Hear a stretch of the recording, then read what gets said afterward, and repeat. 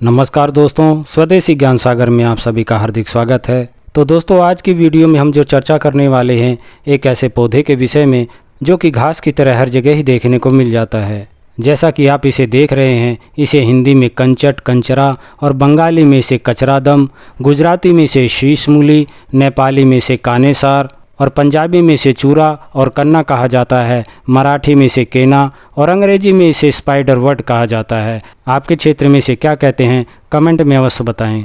दोस्तों, इसकी बात करें तो पूरे भारतवर्ष में यह वर्षा के दिनों में खाली पड़ी ज़मीनों पर और ये सड़कों के किनारे तथा खेतों के आसपास होता है। साग के रूप में इसे खाया भी जाता है। इसके फूलों का रंग नीले रंग का होता है।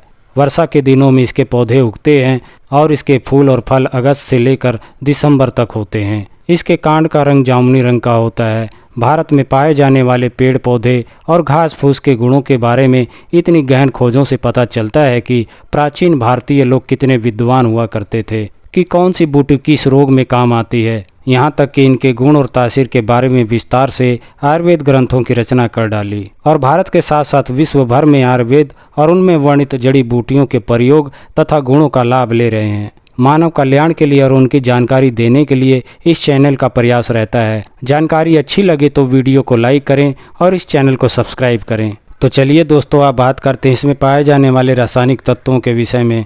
तो इसमें खनिज लवण, विटामिन, सैपोनिन, टैनिन, फ्लेवोकोमेलिन, कैम्पेस्टेरॉल, सिटेस्टेरॉल आदि तत्व पाए जाते हैं। तो चलिए दोस्तों, अब बात करते हैं इसके गुणों के बारे में कि इसका अगर लाभ लेना हो तो हम किस प्रकार से लाभ ले सकते हैं और ये किस किस काम आ सकता है।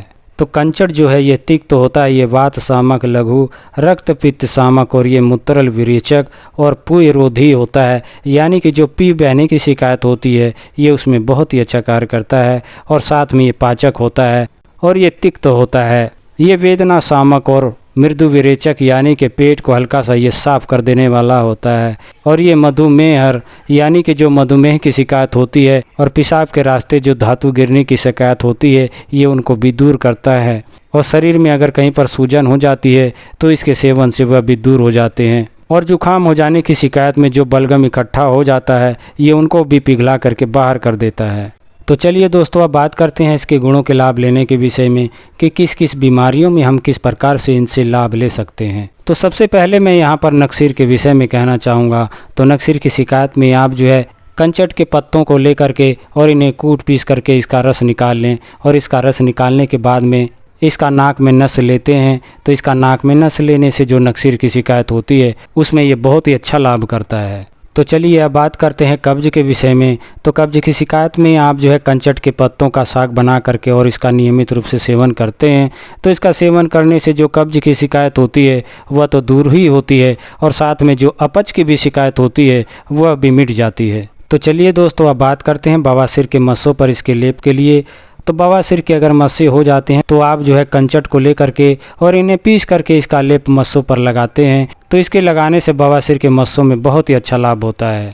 तो दोस्तों, यहाँ पर मैं एक दो बातें आप लोगों से कहना चाहूँगा कि जैसे कि बवासीर की शिकायत हो जाती है तो ये किन कारणों से होती है, इसे समझना बहुत ही ज़रूरी होता है। तो ये बवासीर की जो भी शिकायतें होती हैं ये हमारे खान पीन की गड़बड़ियों की वजह से होती हैं। जैसे हम कुछ जल्दी से ना पचने वाली चीज़ें या तीखी खट्टी चीज़ों का अधिक सेवन करते हैं, जैसे मदिरा के सेवन और अंडे का सेवन, मांस मच्छियों का सेवन अधिक मात्रा में और तीखे चटपटी चीज़ों का सेवन अधिक मात्रा में करने से ये बवासीर की शिकायतें हो जाती हैं। तो दोस्तों, जितने भी खाने पीने की वस्तुएं होती हैं उनको अगर हम हिसाब से लेते हैं तो हमें कोई भी दिक्कत नहीं होती। चाहिए ये कि बवासीर की शिकायत हो जाने पर सुपाच्य भोजन का ही प्रयोग करें। तो बवासीर की शिकायतों से आप दूर रहेंगे और इनसे बचे रहेंगे। तो चलिए अब बात करते हैं त्वचा रोगों के विषय में।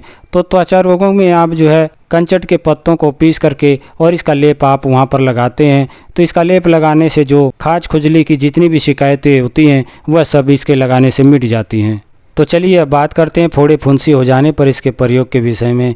तो ऐसी शिकायत में आप जो है इसके पत्तों को ले करके और पीस करके और फोड़े फुंसी वाली जगहों पर इसका लेप लगाते हैं। तो इसका लेप लगाने से जो फोड़े फुंसी से पैदा हुए जो घाव होते हैं वह इसके लगाने से फोड़े फुंसी के घाव जल्दी ही भर जाते हैं और वह जल्दी ठीक हो जाते हैं। तो चलिए चर्चा को आगे बढ़ाते हुए बात करते हैं कुष्ठ रोग के विषय में। तो कुष्ठ रोग की शिकायत हो जाने पर आप जो है इसकी जड़ को छोड़ करके बाकी सारा पौधा ले करके और इन्हें साफ़ सुथरा कर लें और इन्हें बेसन के साथ मिला करके आप इसके पकौड़े बनाएं और पकौड़े बना करके आप इसको खाते हैं तो इसके खाने से जो कुष्ठ रोग की शिकायत होती है ये उनमें बहुत ही अच्छा लाभ करता है। तो चलिए अब बात करते हैं धनुर्वात के विषय में। तो धनुर्वात उसे कहा जाता है जो पीठ बाहर को निकल जाती है और व्यक्ति को देखने पर ऐसा प्रतीत होता है जैसे धनुष की तरह ये मुड़ गया है। तो ऐसी शिकायत में आप जो है 10 से 20 ग्राम की मात्रा में इसकी जड़ का काढ़ा बना करके और इसका सेवन करें। तो इसका सेवन करने से जो धनुर्वात होती है यानी जो कमान की तरह पीठ निकल जाती है उनमें ये बहुत ही अच्छा लाभ करता है। तो चलिए दोस्तों अब बात करते हैं रक्तपित्त की शिकायत होने पर इसके प्रयोग के लिए। तो आप जो है इसके पंचांग को ले करके और छाया में सुखा लें। छाया में सुखाने के बाद में इसे पीस करके इसका चूर्ण तैयार कर लें। चूर्ण तैयार करने के बाद में 2 से 4 ग्राम की मात्रा में आप अपनी आवश्यकता के अनुसार इसका सेवन करें। तो इसका सेवन करने से जो रक्तपित्त की शिकायत होती है और साथ में जो बुखार की भी शिकायत होती है उनमें ये बहुत ही अच्छा लाभ करता है। तो दोस्तों आशा करता हूँ कि मेरी ये जानकारी आपको पसंद आई होगी। मेरी ये जानकारी आपको पसंद आई है तो कृपया करके वीडियो को लाइक करें, इसे शेयर करें और साथ में बेल आइकन को भी प्रेस कर लें ताकि आने वाली हर वीडियो आप तक पहुँचती रहे। तो फिर मिलते हैं अगली वीडियो में नई जानकारी के साथ। तब तक के लिए नमस्कार, जय हिंद, जय भारत।